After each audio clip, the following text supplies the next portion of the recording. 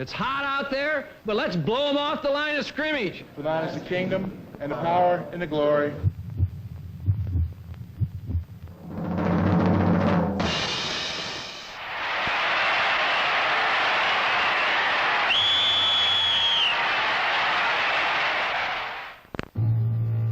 In recent years, there have been few intra-divisional rivalries that can match the spirit, intensity, or drama of the series between the New England Patriots and the Baltimore Colts.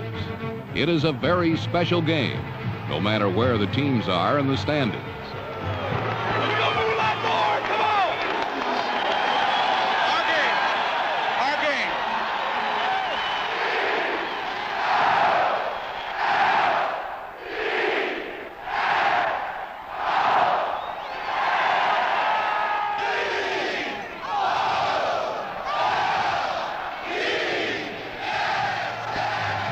Two of the most exciting games were played in 1977 and 78 seasons, when the Patriots and Colts met on December 18th, 1977 at Memorial Stadium in Baltimore.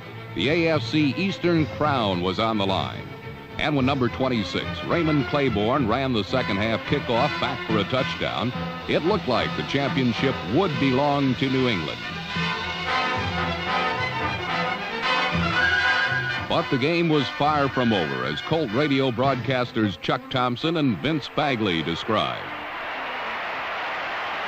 Chuck, things were probably never darker than right now, but I tell you, if they can come on down and score now, they're still in the game. New England now 21, the Baltimore Colts 3, and if the Colts want a championship in the National Football League this year, they are going to have to do a lot of work in very little time. Come on! This is the game. This is the moment. The time is now.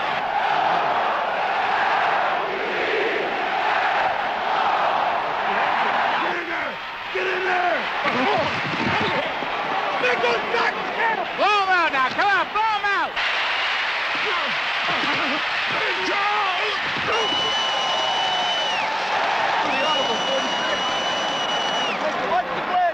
Third and 18 from the 22. Here comes a blitz. They picked it up now. Another blitz. Jones throws down the middle. Raymond Chester's got it. Chester to the 20. Chester to the 10, to the 5. Scores! Give them credit, brother. They're not out of this game. Now it's 24-17 on an 82-yard play. Double flankers wide to the right side. Jones yanks away, play action fake, wants to throw, has a block, now fires, end zone. Touchdown, Scott! Touchdown to Freddie Scott. Oh, my. Despite this flurry of touchdowns, the Colts still trailed by a point midway through the fourth quarter. Then a drive which started on their own 1-yard line appeared to be over when Baltimore fumbled near the Patriot goal line. But in one of the most controversial plays of that season, the officials ruled the ball dead before the fumble, giving the Colts new life.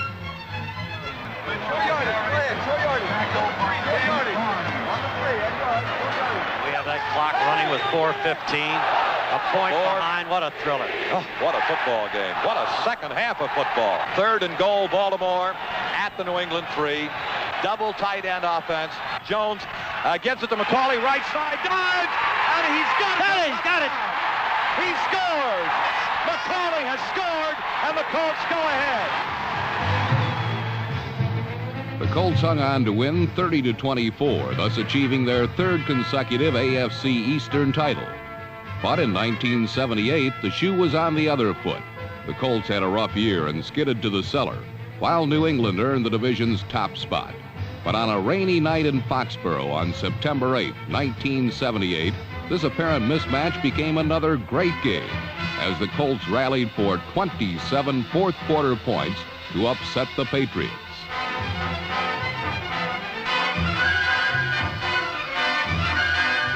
The hero was running back Joe Washington, then wearing number 27. In his first start as a Colt, he caught one touchdown pass and threw for another, then waited until the most dramatic moment for his final effort. With just a minute to play, New England had tied the score at 27 apiece. They then reluctantly kicked off to a waiting Joe Washington. Here's a line knuckleball bouncing downfield. Washington, I think, at the Baltimore 10 to the 15. Upfield, still on his feet, out in the open momentarily, and he's going to be caught. No, he isn't. He's on his feet. Washington is going down into New England territory to the 10. He's going to score. Oh, my. Joe Washington returns 91 yards. Oh, my. Go to war, Miss Agnes. Did we find a guy when we got this guy? Joe, how'd you like to be mayor?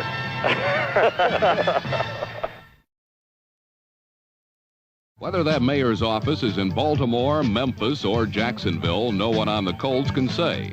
But the rumors of a possible evacuation from Crab Cake Corners hadn't been the only thing occupying Coach Ted Marchibroda's team. The arrival of the first-place Patriots, fresh off a convincing win over Miami, posed a definite threat to Baltimore's modest two-game winning streak. But with a relatively healthy Burt Jones returning at quarterback, the Colts felt they had a chance to pull off an upset. And as past history had shown, anything can happen when Baltimore and New England play each other. This 1979 version would more than live up to that tradition.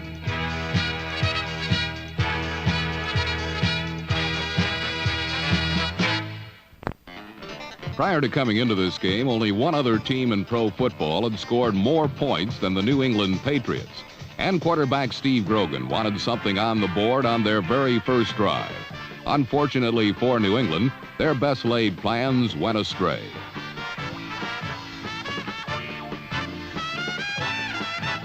The turnover put the Colts in excellent field position, and they wasted no time in capitalizing.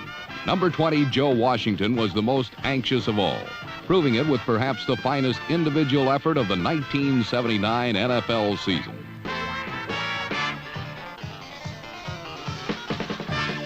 In 3 pro campaigns, Joe had never scored a touchdown on the ground.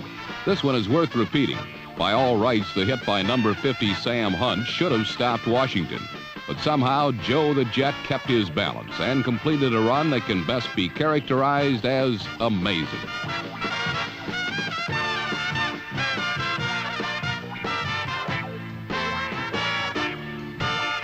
This early score established a trend that would continue throughout the game.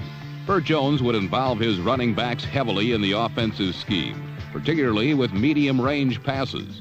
Jones was able to use runners like number 23, halfback Don McCauley, who would then turn the short pass into something far greater.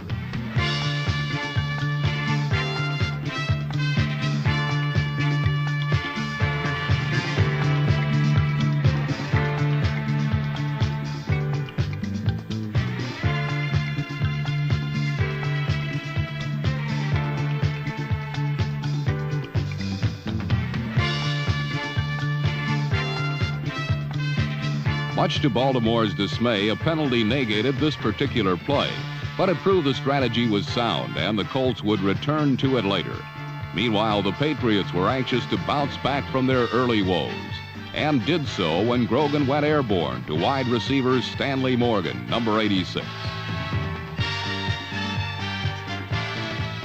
The 56-yard play brought the score to 7-6, and it stayed that way when the point after was missed. Then Jones and the Colts were quick to respond. The recently recovered quarterback scrambled well enough and long enough to find number 35, Glenn Dowdy, open downfield.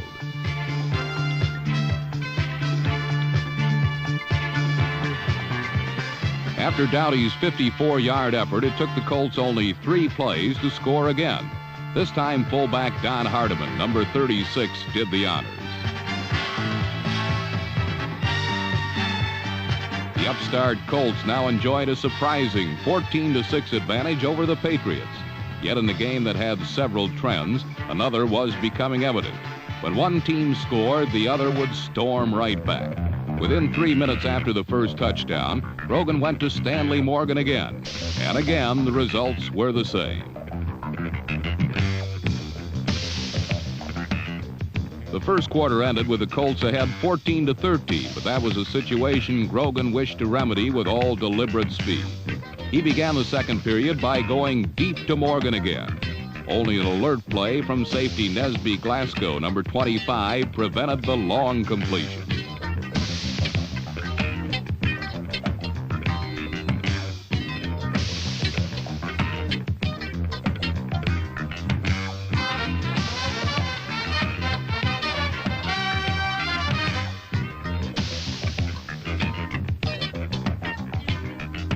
Despite the near miss, Grogan would go to Morgan again throughout the afternoon.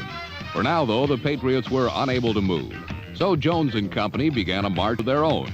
The best catch of the drive and perhaps of the whole day came from reserve tight end Mac Alston, number 83, a man known more for his blocking capabilities than his receiving skill.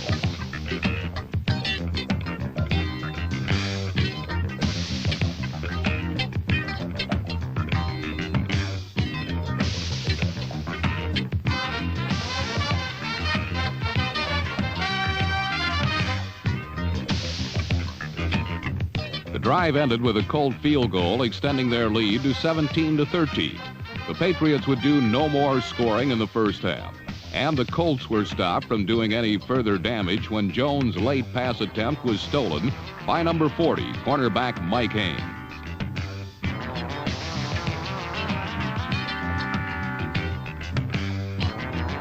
Mac Alston's jackknife tackle did not sit well with the Patriots, who weren't all that happy about trailing at halftime anyway. But no one really seemed all that surprised about it. It was shaping up to be another typical New England-Baltimore battle, and an explosive second half was still to come.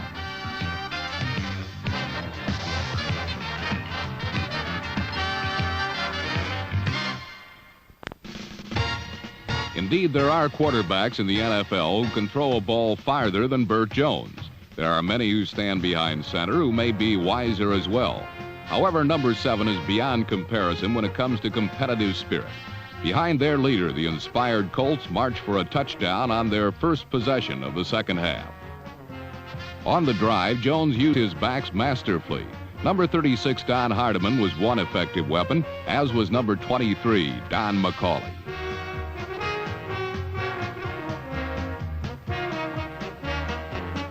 From the Patriots 7, Jones found another backfield mate, Joe Washington, for the score. Washington's second score of the day padded the Colts' tenuous 4-point lead. But against the second leading scorers in the AFC, the New England Patriots, no lead is ever secure, as Baltimore was soon to find out. Rookie Colt cornerback Larry Brazil, number 47, allowed New England to sustain a downfield campaign by plowing into Patriot punter Eddie Hare midway through the third quarter.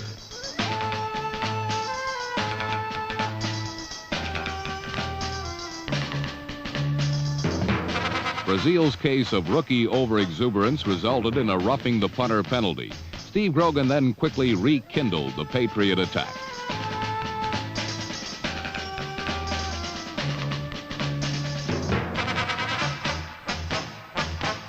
Clutch catches for big gains are nothing new to veteran Harold Jackson, the highest-paid wide receiver in the NFL.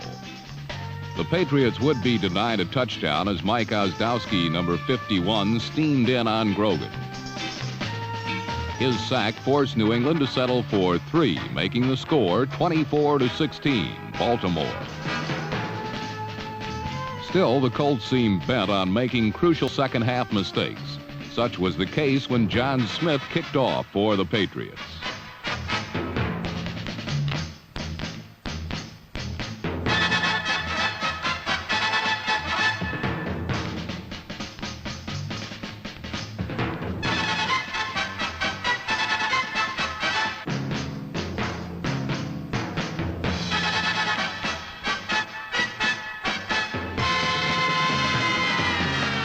Bob Kreider's recovery of Baltimore's latest gift opened the door for Grogan. With his receivers covered, Steve was forced to run the football, something he relishes rather than fears. Undoubtedly, Grogan's the finest running quarterback in the league today. He is cunning and wiry and possesses excellent peripheral vision, making him a natural open field runner. Perhaps someday they'll release a film concerning his running ability entitled Grogan's Run. But for now, Steve was thinking of 6 points instead of stardom.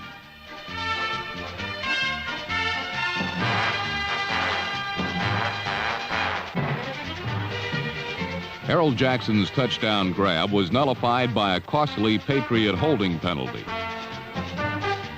On 3rd and 10 from the Colt 11, Grogan was pummeled by Baltimore's leading sacker, defensive end Fred Cook, number 72.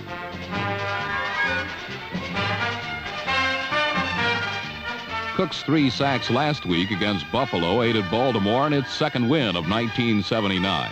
This one forced New England to settle for 3 once more as things tightened up late in the third quarter.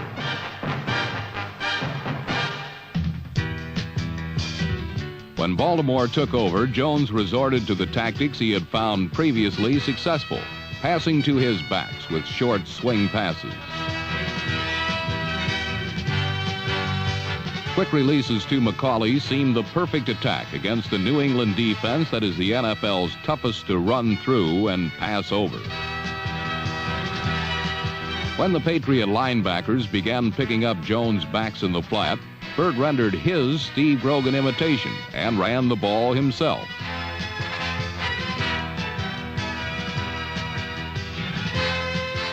Jones ignored his nagging shoulder separation and the punishing Patriot linebackers and cruised out of bounds into the arms of teammate Fred Cook for a 25-yard pickup. Jones knew a faster and safer way to 6 points. Speedy wide receiver Roger Carr, number 81.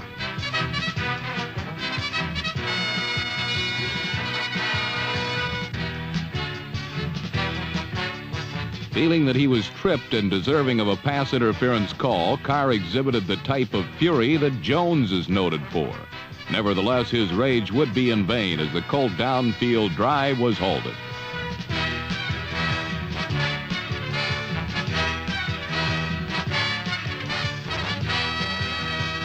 Grogan went to work to take the lead.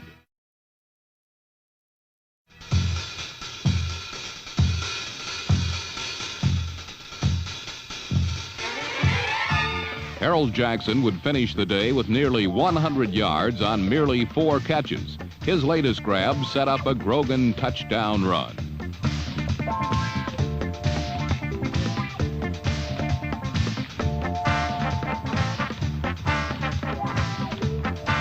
The second half had become a duel between quarterbacks. With 7 minutes remaining in the game, Grogan had the upper hand.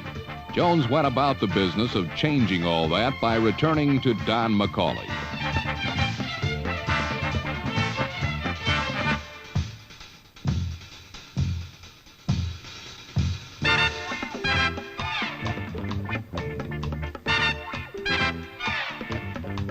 McCauley's twisting 16-yard gain took Baltimore deep into Patriot territory and set the scene for Joe Washington's second rushing touchdown of his career and the game.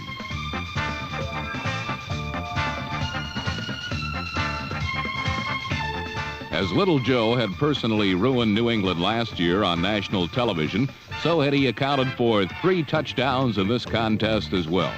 One can't blame the little guy if his head would momentarily outgrow his helmet.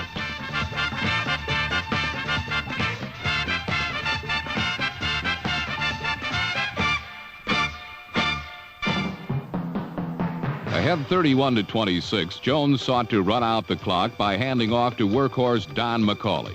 But number 40 All-Pro Mike Haynes stripped McCauley of the ball. Haynes provided the Patriots with an opportunity to overcome their 5-point deficit with over 3 minutes to play.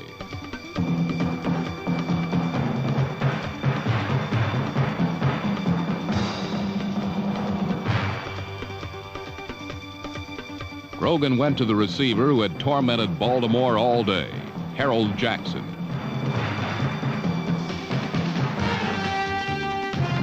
Once again, an excellent defensive play would prohibit New England from scoring. Underrated strong safety Bruce Laird, number 40, was the latest Baltimore hero.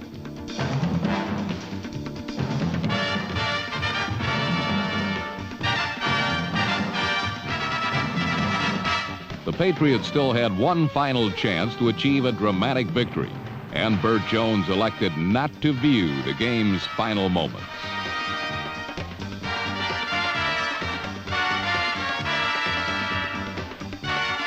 In a do-or-die situation, Grogan had his pass deflected by number 56, Ed Simonini, as number 51, Mike Ozdowski, drove him to the turf. causing his pass to fall harmlessly to the ground.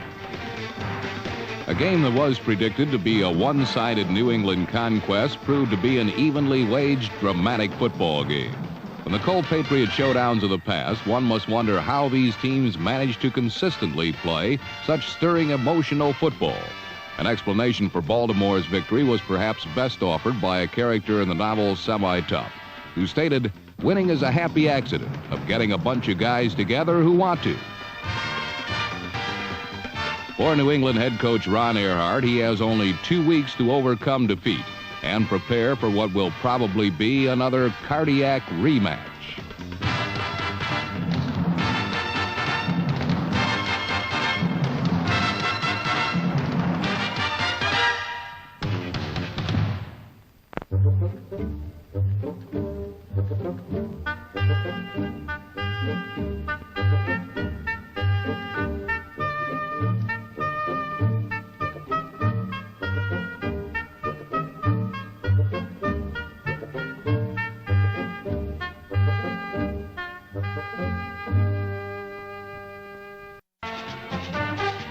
On 3rd and 10 from the Colt 11, Grogan was pummeled by Baltimore's leading sacker, defensive